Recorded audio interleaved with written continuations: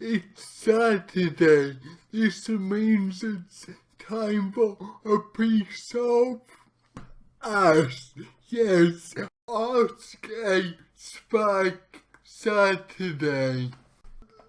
This Saturday we have a special hour-long episode featuring Christy Winters. We've just had a hangout talking about comedy, social justice, and that kind of thing. So here is that hangout.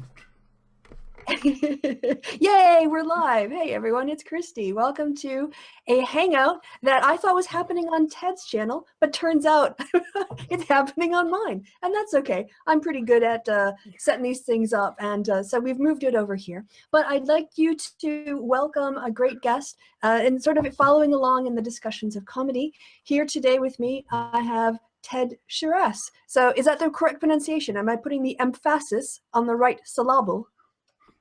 Perfect.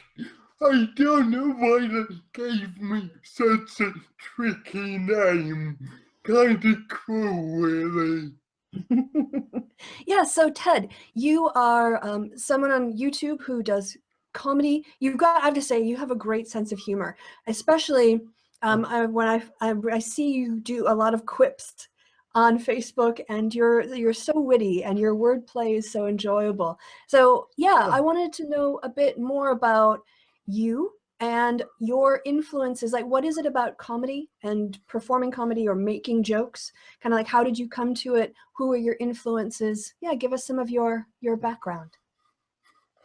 I guess I always loved that blues music. That very kind of emotional, emotion driven, and growing up, I would have loved to have become a blues guitarist, but obviously, look at these, that ain't gonna happen. But to me, blues is about taking problems and turning them into art.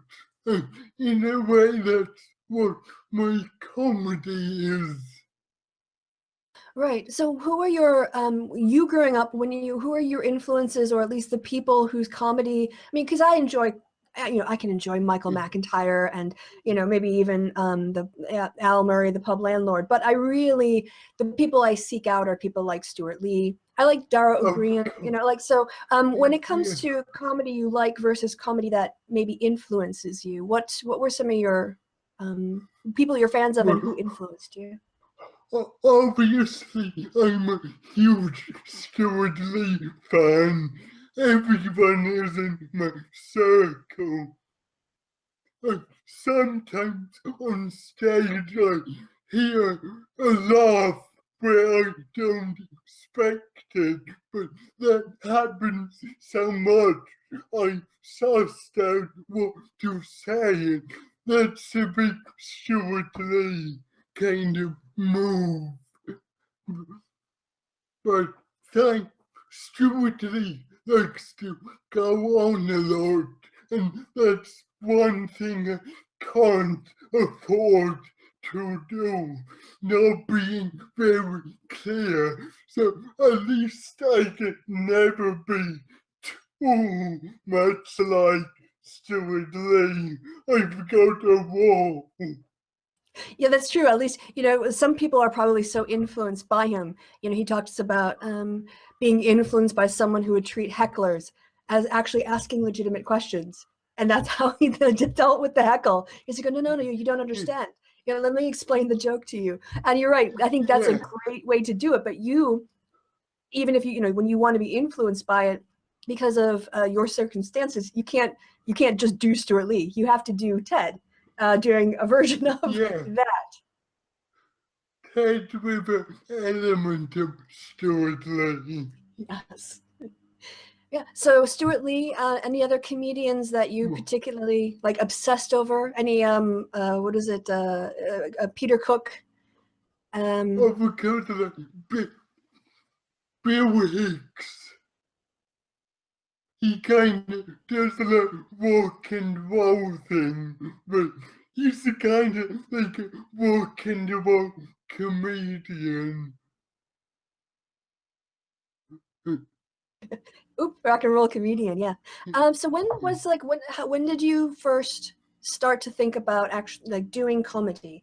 Is it something that in your family you've always been a bit of a jokester, and so people started saying, "Oh, you should take that act, put it on stage," or was it something that it was like getting out of your comfort zone and trying something new? How did you end up comedy? Yeah, well, I always made a lot of jokes around my friends. I like to own the word spaz, and it doesn't bother me.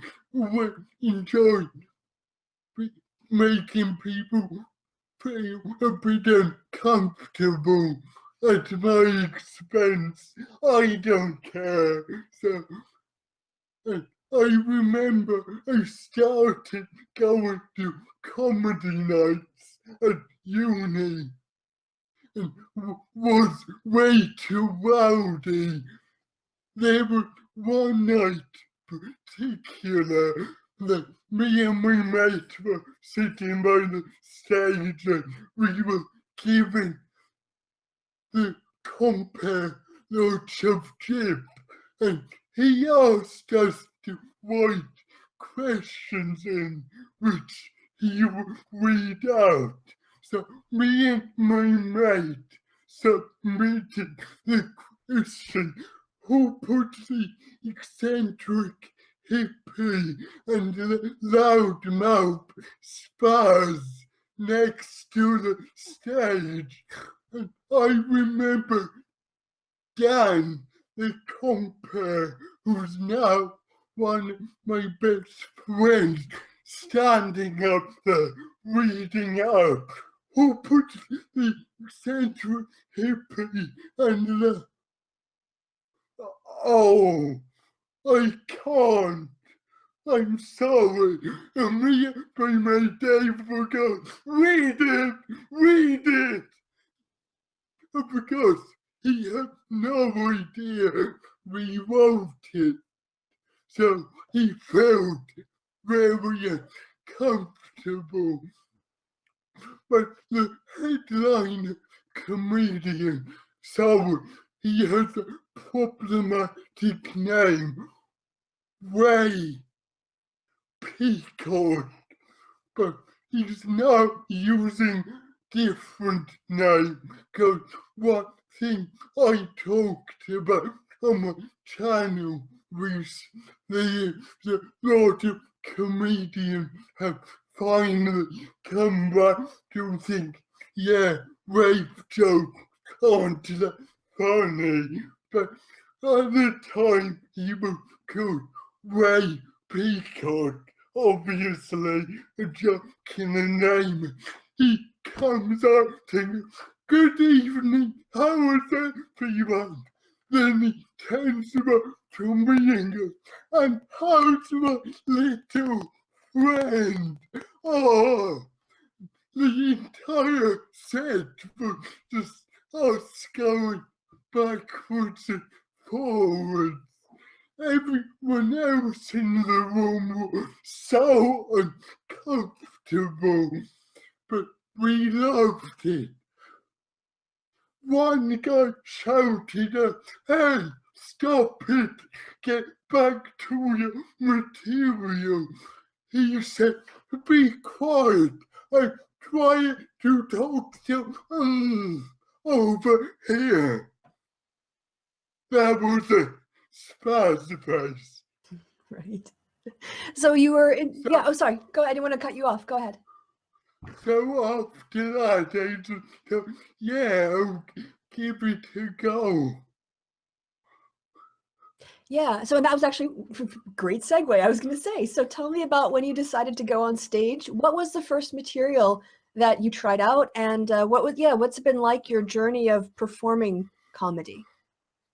My first set was basically anecdotes, things that happened. I didn't script it, really. It was just, like, I regularly, but ableist people are treating me like I don't understand something. Well, all I want to do is get in the bar. Like, come on, I haven't got time for this. I haven't got a carer. Let me in. Just talking about the people saying you shouldn't be out alone.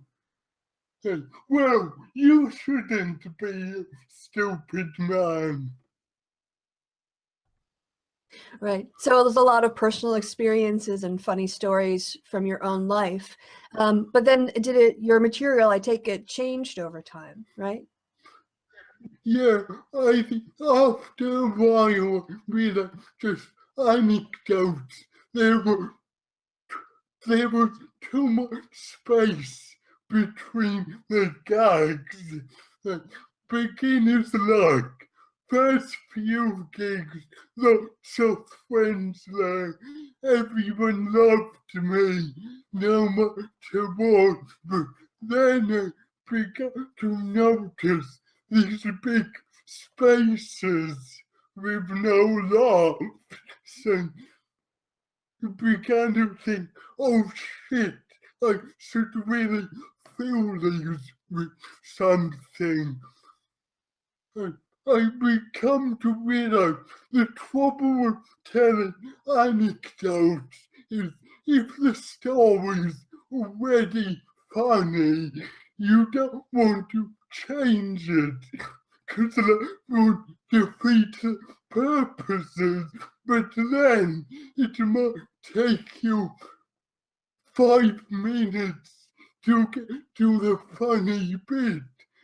No one at the amateur comedy night wants to listen to a special needs guy go on for 5 minutes without making a single joke. Right. So you had to find ways to speed it up and get to that punchline.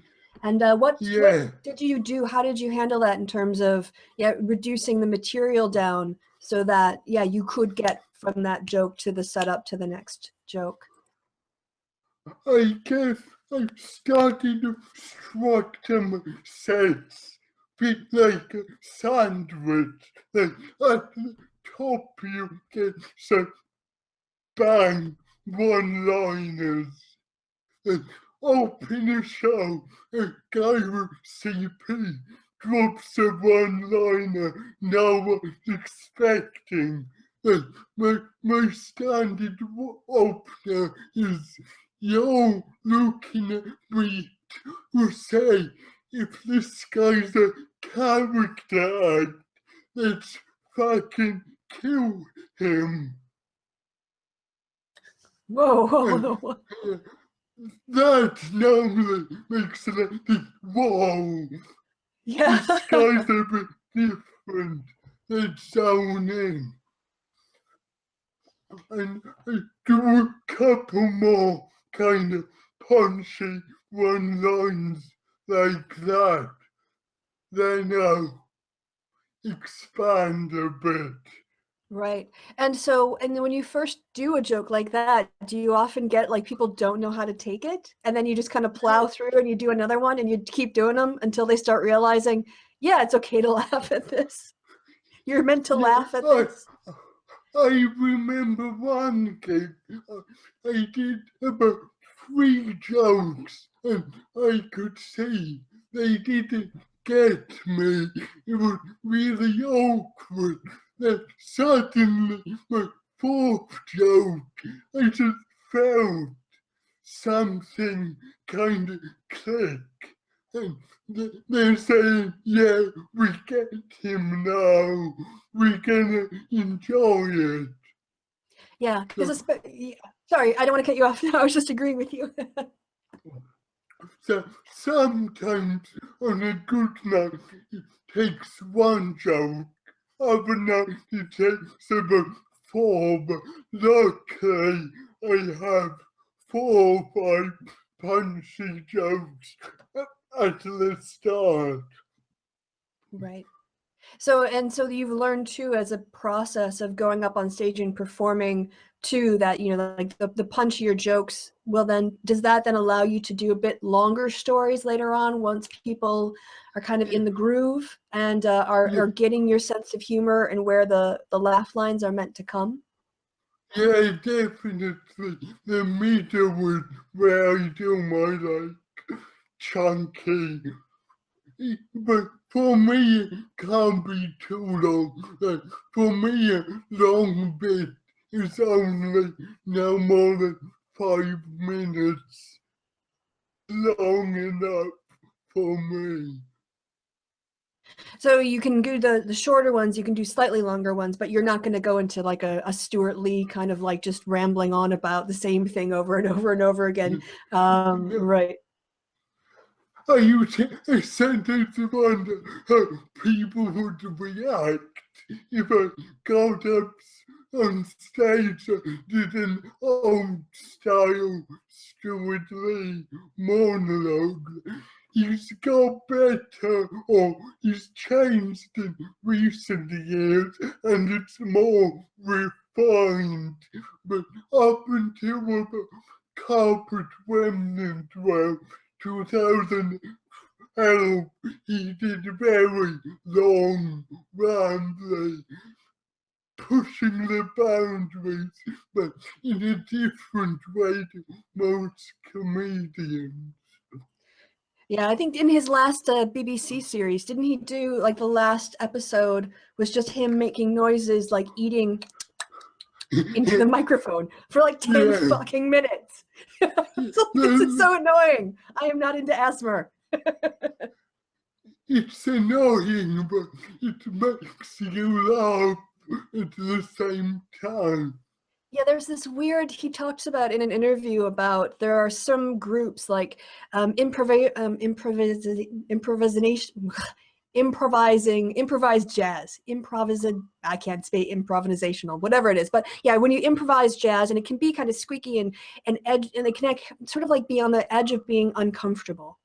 You know, not entirely uncomfortable, but kind of uncomfortable. And he talks about how he wants his comedy to kind of be in that zone. And when he does that, like 10 minutes of just making noises or just banging something out by, you know, or some other noises, you know, it's meant to go to the point of comedy and then past the point of comedy.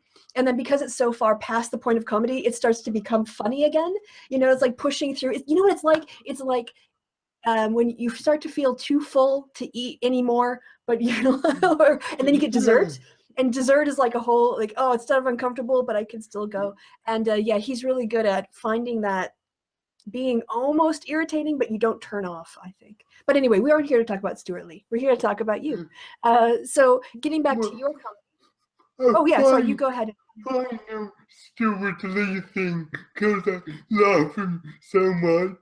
Have you seen the routine about the place on the way to Scotland called Shilbottle? There were 10 signs, and some changed each sign to read shit bottle. It's like the first one made me laugh. The next two laughed again. The following three bored the shit out of me and became angry. But by the eighth, I was laughing my head off, and that inspired my comedy. Yeah. Ah. Yeah, that's interesting. So yeah, I think you're right. That's sort of going over the edge. So when it comes to that, you talked about your initial stuff on stage, and then you have an audience to react to and with and interact with. So doing comedy on YouTube, how is it different? Like when you want to be funny on your channel, what are the different considerations, or are there different considerations for how you do your jokes? Well, I quite like going on rants about the people in bars who like say, no, you're not coming in. That always worked on stage, but when I did it on YouTube, it didn't work as well.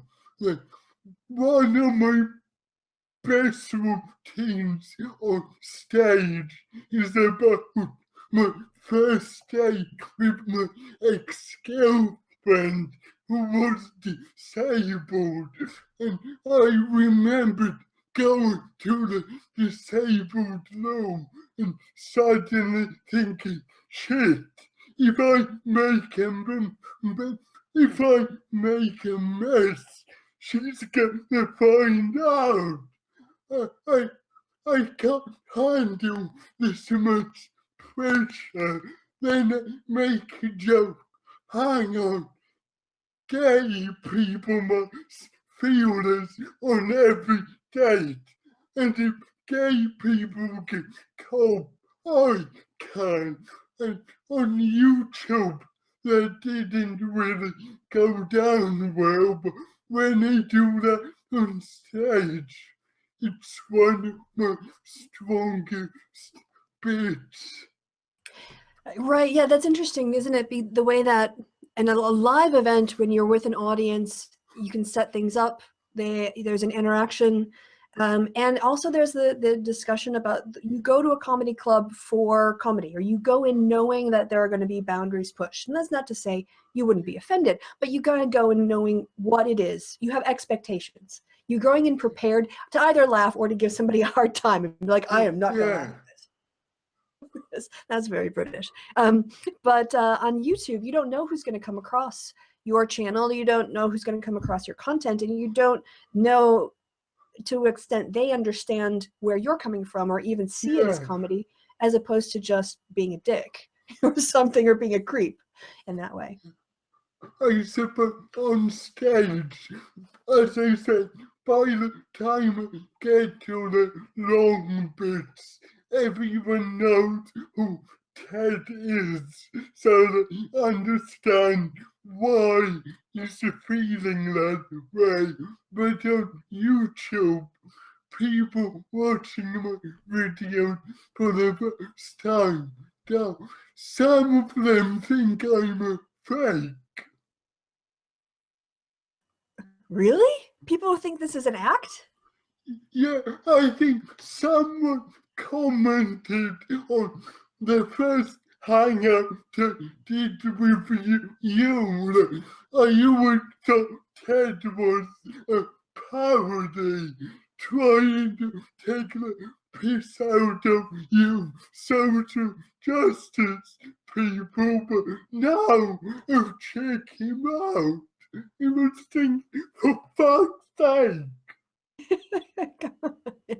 I guess there are just a lot of jaded, cynical people on YouTube. That's crazy. So yeah, talk if you wouldn't mind.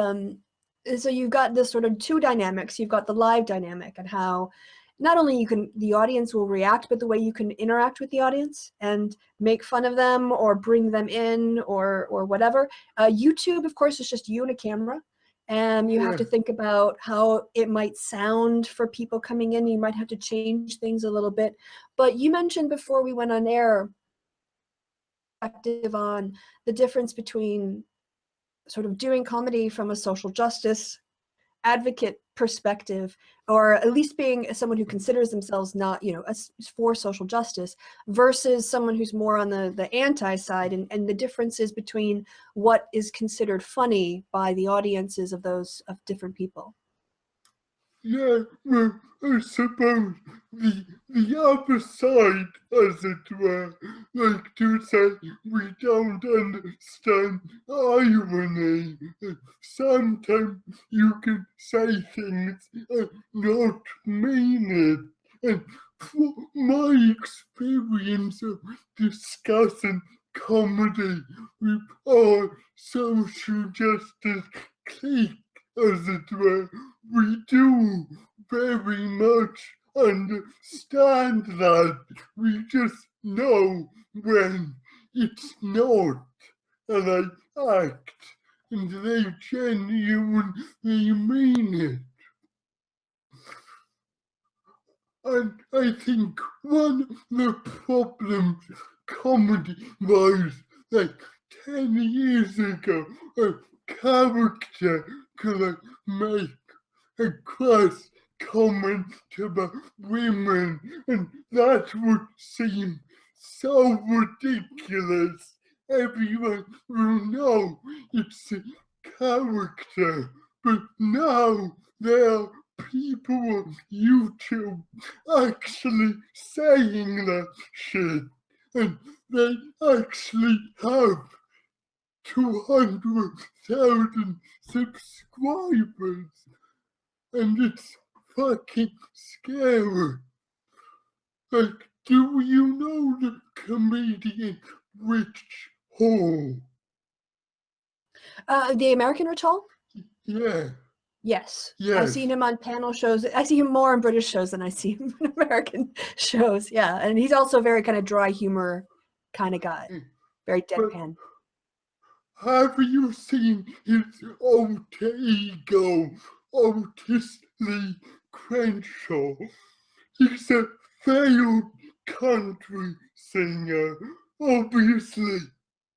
And he did one song called Women Called It Stalking. So about the older women, I'm only trying to say hi to them, admittedly behind a bush, and now I'm with the police. What's happening? And that's funny, you know, it's a caricature of a redneck being ridiculous. But now there are people genuinely meaning that, so it will be harder, even just 10 years on, to do things like that and be comfortable. No one will be there going, yeah, I agree. Why do women call the police when they're hiding in a bush? Right. Yeah, it's and then I want to kind of unpack that a little bit more if I could. Yeah, the whole difference between someone whose channel is ponage and people taking pleasure in watching other people be humiliated versus kind of comedy that pokes fun at, it seems like, not particular individuals, but either the situations or a mistaken view. I just think that there's a difference between bullying that people take enjoyment in and actual humor. I think they're kind of two different categories. Exactly. I love Curb Your Enthusiasm. There's a lot of awkward situations where Larry accidentally said the wrong thing in front of a group of African American people. And you know that's the whole point of the show. Someone who can't control his impulses and ends up blurting out things that are socially unacceptable. That's what makes it funny. Yeah, I'm also because I wasn't in the States for Curb Your Enthusiasm and it sort of passed me by, but my parallel, of course, is Ricky Gervais in The Office, playing, you know, and that was definitely a case where, yeah, his character of David Brent said terribly, horribly, politically incorrect things. But the point of it is that he was the joke. Exactly. Like the fact when he was talking about his dog, calling his dog Nelson Mandela, and then like sort of wanting to take pride in this sort of racial, you know, oh, look at me being so racially aware. And that was the cringe. It was like his performance of trying to earn status by displaying, oh, look at, I'm going to do this thing that will get me noticed. That's the cringy bit. And so Yeah. the object of the comedy is not just, it's the kind of person and the kind of thinking that represents, which is quite different from pwnage videos or takedown videos where you take people out of context, or you just have Triggly puff on a loop, or the same 3 women that you've been using in videos since 2013 or 2012, and it's not meant to say anything wider. It's just meant to go, hey, it was meant to be like a Nelson, ha ha, and that's it. Like, that's as deep as it goes. Yeah, I think that's the trouble with the whole anti-crowd.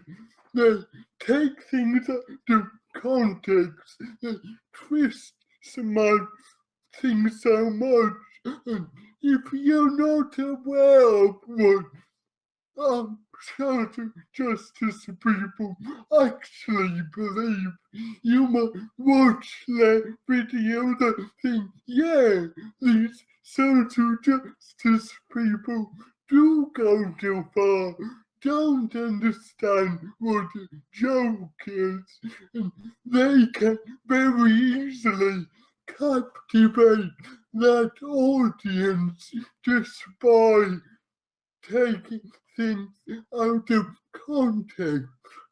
I didn't watch it, but I noticed Rebel Media did a new video called Why SJWs Hate Curb Your Enthusiasm. And I was thinking, well, I'm in the social justice clique. I like it. Most of the people I talk to in the clique like it. What the fuck are you talking about? But I think some people who don't look at the source will actually believe that and think, oh, I'm not for social justice.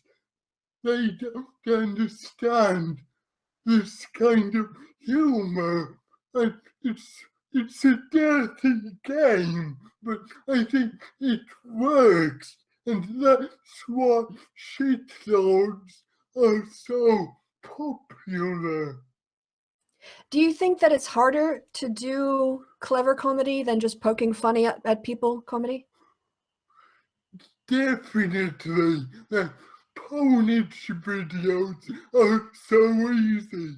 You just download a video that you can interject at wherever and say something, almost anything, and some people will laugh and make it sound like they're saying something much worse, which is what our friend Bearing does all the time. Now, for you, do you find that, is it important to you to be a comic with CP, or is there, because maybe when you started, you said it was a lot of anecdotes, so it was a lot of things about your life, but do you want to, is it like being a representative of, hey, you know, cerebral palsy people, if you see us, you know, you say hi at the bus stop or whatever, you know, it's like it's, or do you not want to be like the, you know, unofficial representative of all CP? You just want to be Ted, who is a guy with CP, but you're Ted and you're a comedian, and that's more of, is that something in terms of your identity that you wrestle with at all? Comedy is funny. In comedy, the subject isn't always the main thrust of your identity almost. I do talk a lot about CP, but I talk about it in a way a slightly cynical comedian would, rather than a member of the disabled community. I've noticed a lot of disability groups have been a bit wall about having me perform. And there are obviously a lot of disabled people I found that have enjoyed what I do, but I haven't found them from a disability group, if that makes sense.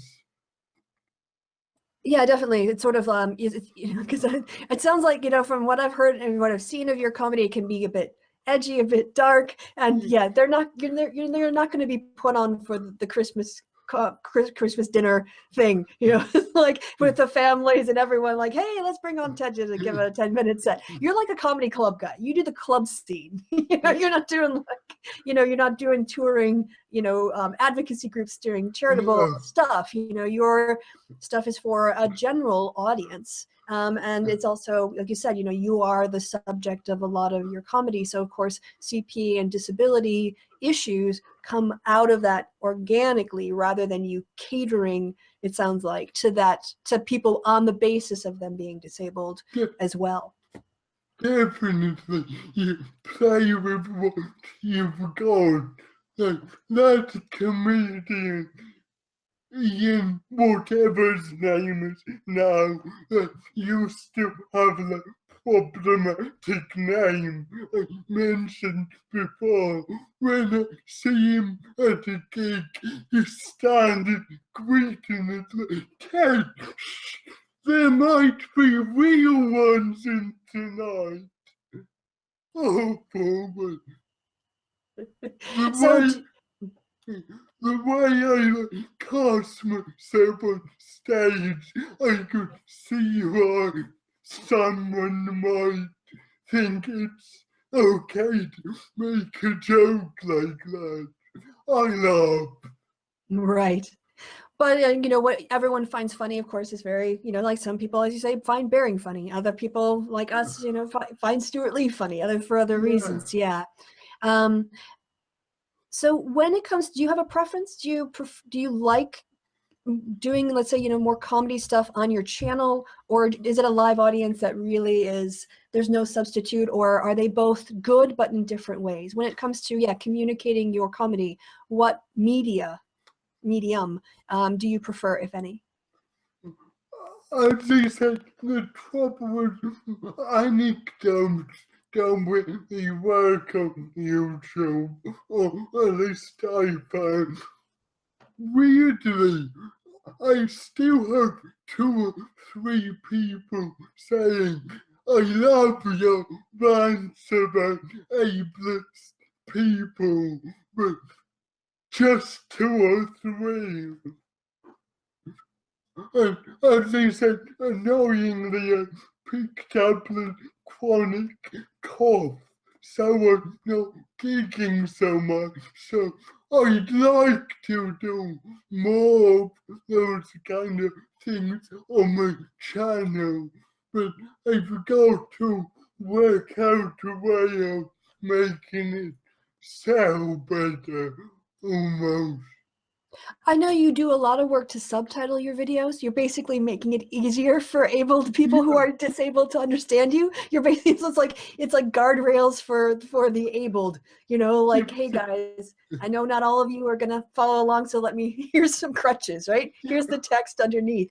Because I do think, like, listening to you, for me, like, don't take this the wrong way, it's like listening to Shakespeare, in that it takes me a little while to get the rhythm of your speech.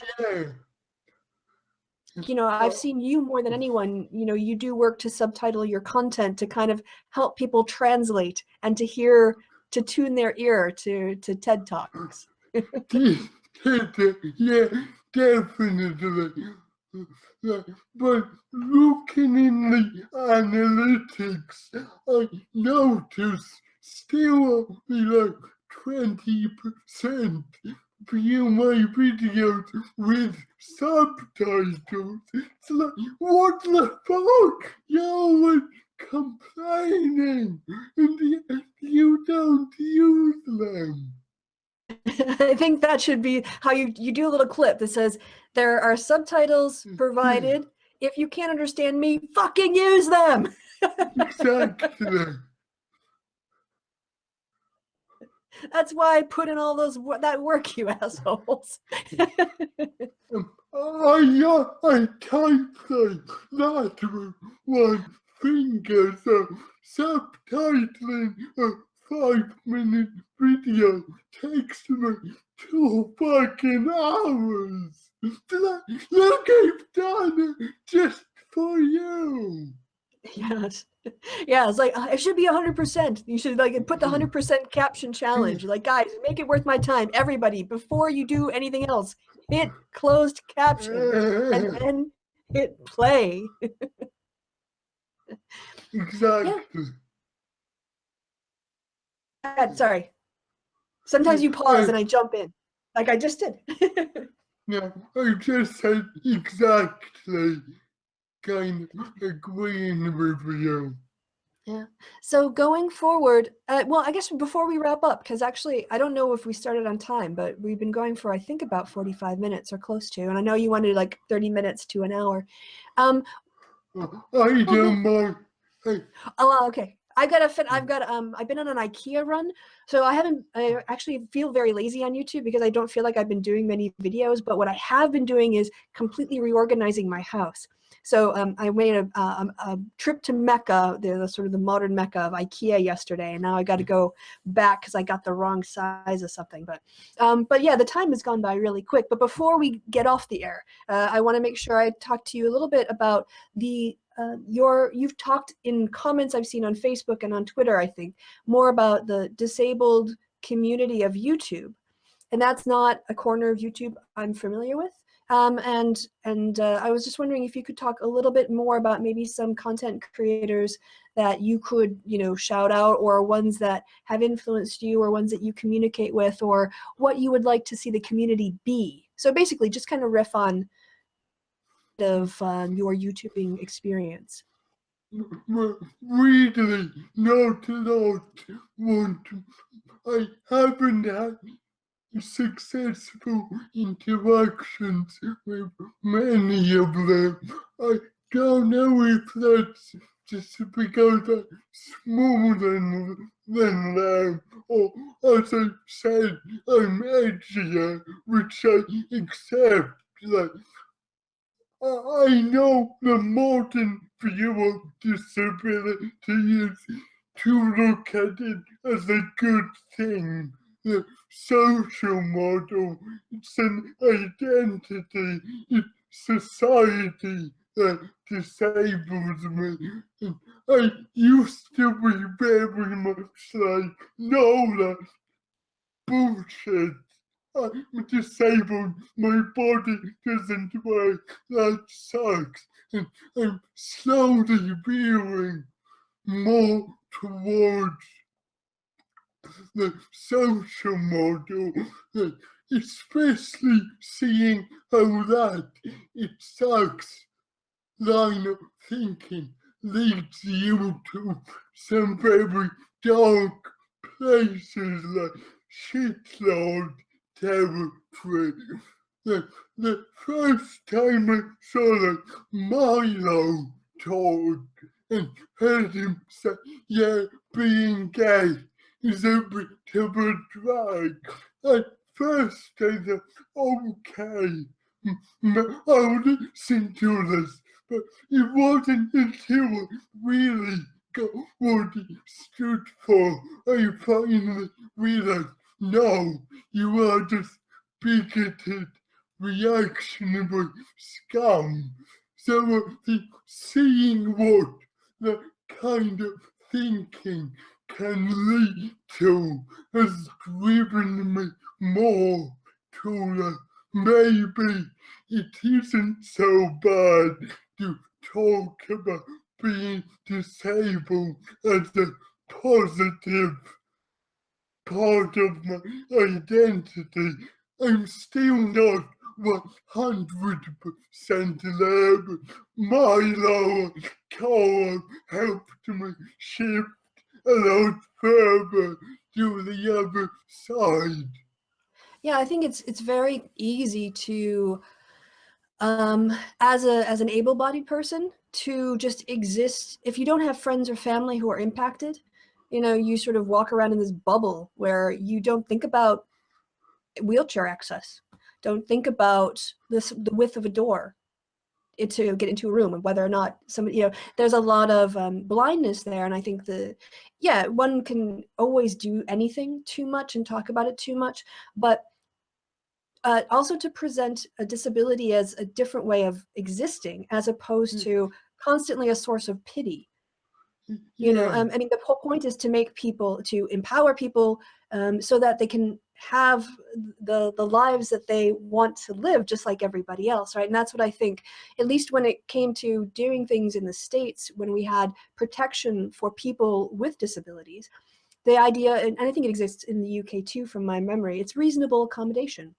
If you can reasonably accommodate what they need to do their jobs, then that is an expectation, because it's not their fault, and also it's a reasonable accommodation to overcoming a barrier, and then they can do it. So like how the social interacts with the individual, but you need the flexibility of attitudes, as opposed to saying, no, you know, oh, that person has a disability, so they won't be a good fit here. Like, well, can you reasonably accommodate them? Because, you know, they have the talent as well. So getting that sensitivity out there, I think, I just, to me, what I look at is the University of Essex campus that I attended, and it was built in the 1960s, and it was apparently built by architects who never even considered someone might have a broken leg or need to be on crutches, because it is the least disabled access place I've ever seen in my life.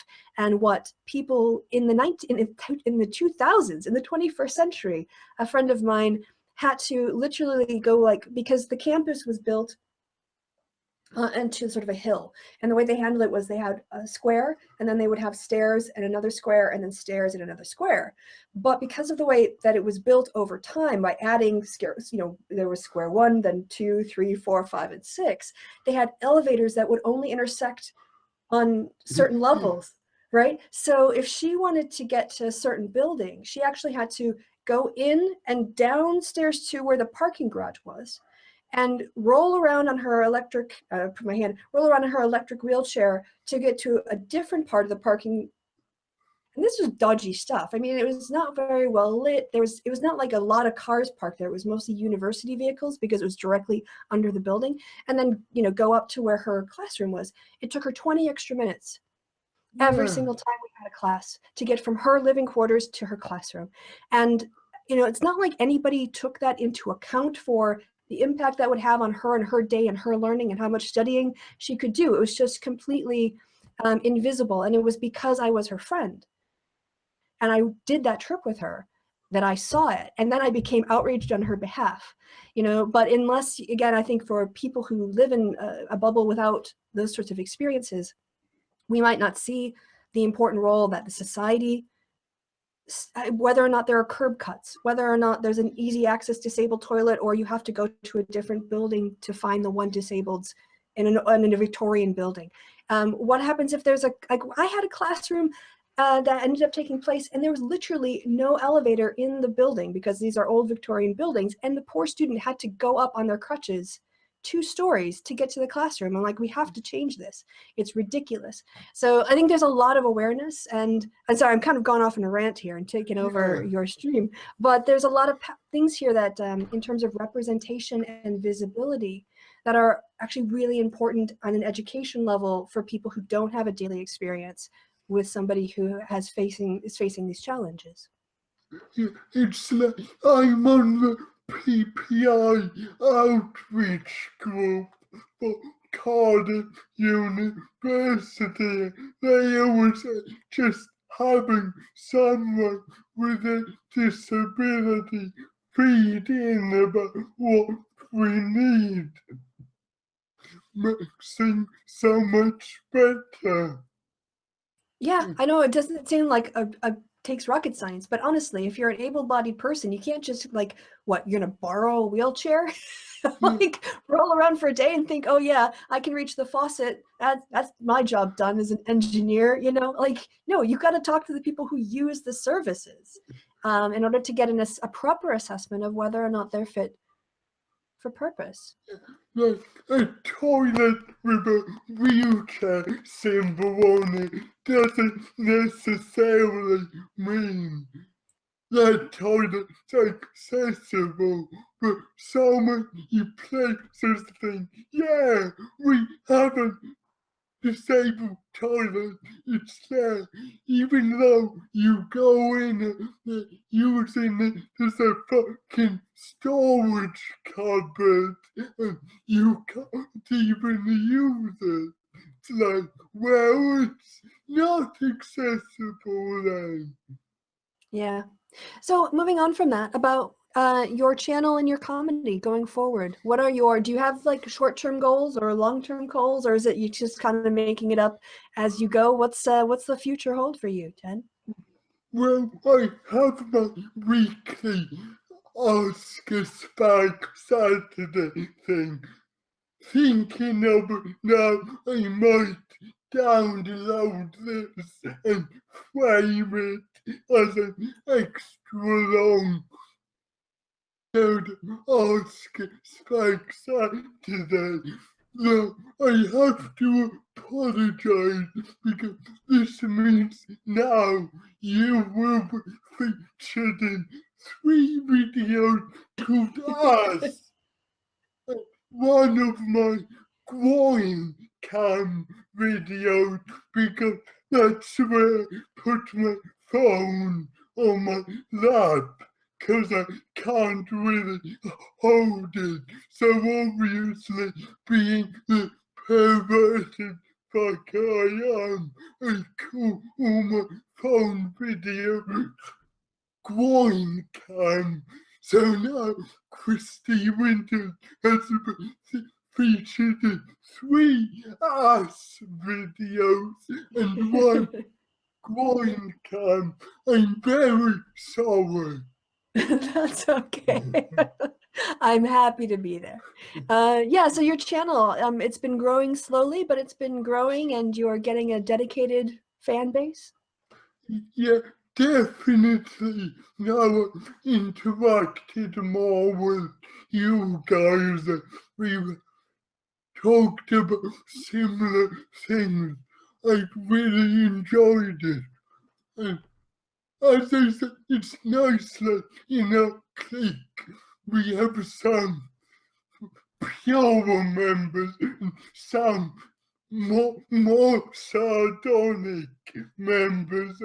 I think it's important to get the message out that you can still be a bit of an asshole and be for social justice.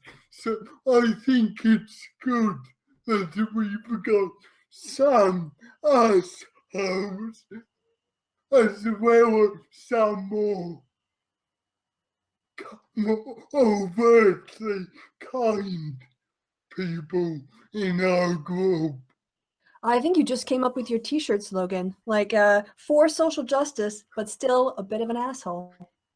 Exactly. Yeah.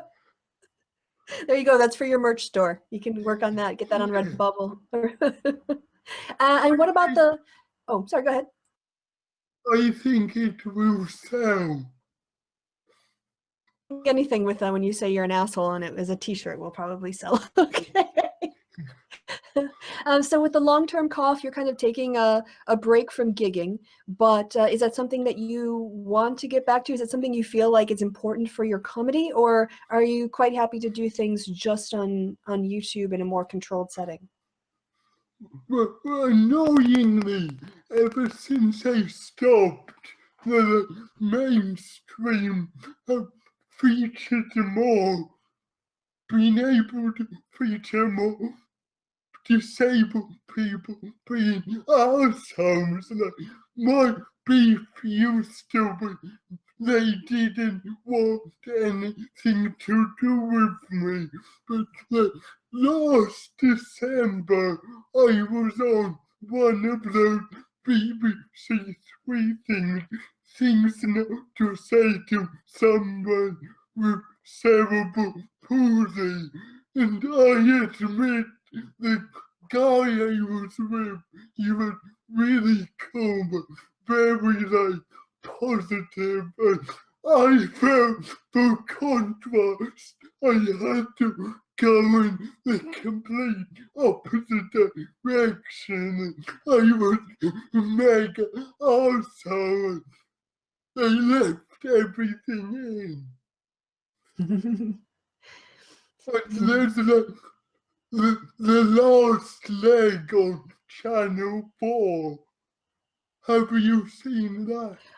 I have actually, and actually that was one of the things I was going to wrap up with, which is that I have definitely noticed there is more representation of people with disabilities than I perceive, at least in American media. Obviously, I don't live there, but I was actually just thinking too, because I'm going to be very stereotypical. I'm a huge Strictly Come Dancing fan, and so I missed, because I have to watch it on YouTube. You know, I kind of get the catch up and the clips and things because I can't watch it live from Germany, but.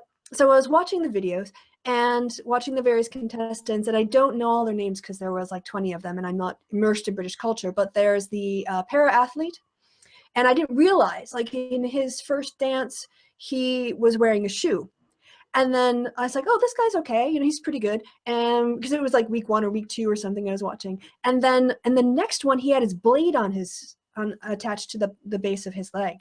And he was like doing the cha-cha with this blade on. And I was like, holy shit, this guy is amazing. But what that experience at least was for me was I put para-athletes, you know, because I'm not a big sports person. So like, okay, there's the Olympics, there's the Paralympics. And I almost had those as 2 categories. But watching him on his blade, shaking his ass and doing the spins, and it really sort of made me see him as just, you know, a person, and not see the blade, you know, and not using that as the intro to defining who he was. And it wasn't so much that affected him. It had to affect me. That was the important kind of like, oh, you know, just I didn't realize I had this way of processing information before. And I think that the last leg, because again, they do challenge that a lot, and they do have people with disabilities on there, but that's not the point of them. You know, he's not the para-athlete isn't on strictly to talk about what it's like to be an athlete with missing a lower limb. He's there to dance. And the last leg it's a comedy show. It's there to be funny. And I think that those representations are a way into transcending that category of disabled or lesbian or pansexual or whatever it is, to see past that and actually see the person behind the category. It's like when someone says to me after a gig, like, you were so inspirational to see a disabled person up there. I'm thinking, okay, you didn't find it very funny. Maybe not. Maybe they found it funny and inspirational. I've done badly, or they worked into my humor, which is understandable. But when someone says, dude, you were fucking great, then I know I've had a good gig. Right, but you're not upping on you're not up on stage to be inspirational, are you? No. But now I'm on YouTube, and all my videos are monetized. If you want to watch me just because I'm inspirational, please do. I get hits. And turn off ad blocks. Turn off all ad blocks for Ted's channel as well. Just as long as you don't ad block. Yeah. You can fuck up then. Yeah, so first of all, like, yeah, turn on the subtitles, turn off ad block. If you don't want to turn off ad block, fuck off. All this before your videos, before you start. So what's the video that you are currently working on? What's the thing that you've got in mind to do next? I haven't planned Mondays yet, my pattern is Monday, Wednesday, Saturday. So my next immediate video will be this framed as an episode of Ask a Spike Saturday. Then tomorrow I'll start having a think about Monday's Right. video. Okay. Well, yeah, that sounds about as much planning as I do. Actually, my planning is mostly feeling guilty that I haven't put up videos that I've been meaning to do. Most of my YouTube existence is feeling guilty that I haven't done things that I want to get done, as opposed to planning things out. It's like, oh, I really need to do that video on the historical Jesus where I analyze the number of times that St. Paul talks about the resurrection and the body of Jesus as evidence that he thought he was a physical person. And then I think, oh, that's going to be a lot of work. Yeah. So that's it's always like the guilt of what I'm not doing. But yeah, so Mondays, Wednesdays, and Saturdays, those are your release days. So if people want to go and check it out, they'll know which days of the week to expect something from you. Anything else you want to do to plug your channel a little bit, recent content or your most popular video? What's a good video to introduce people to you if they're first time and sense of you before you offend them? Weirdly, about 2 months ago, I recorded me making coffee, and it works on a lot of levels because you can seriously see a disabled person doing something, how I do it, but obviously being me, I put in lots of snarky comments, and it was the first time I watched it myself, and I was fucking scared. Oh my god, I do this every morning, and I cut in lots of bits of me like poning myself. And what the fuck is going on? I'm kind of proud of that. So if you search making coffee with cerebral palsy, and of course there's my sitcom which I made a few years ago that I don't think has enough views. So if you want to change that, please do. All right, so making coffee with CP. That's Yeah. Ted Shiras. Excellent. Well, I think we're getting on to about an hour. So if it's okay to wrap up, is there anything that you wanted to talk about before we go that we haven't had a chance to yet? No, I think we covered it. As per when I'm talking live, I get worked up and I'm already quite moist and sweaty. So oh, that's an image. You're sitting there all moist and sweaty. Hello, lady. So I think on that note, I need a cold shower. Right, good. Oh, Ted, I do enjoy talking with you. I've always enjoyed our hangouts. You have so many great things to say, and I definitely appreciate this. And I'm glad that we could get together and find a time to make this work. Definitely. And remember, you can be for social justice and still be an asshole. Exactly. That's the motto of your channel now. We're gonna do a banner for your channel from Fiverr saying you can proof you can be for social justice and be an asshole. Yeah. Your channel is that proof.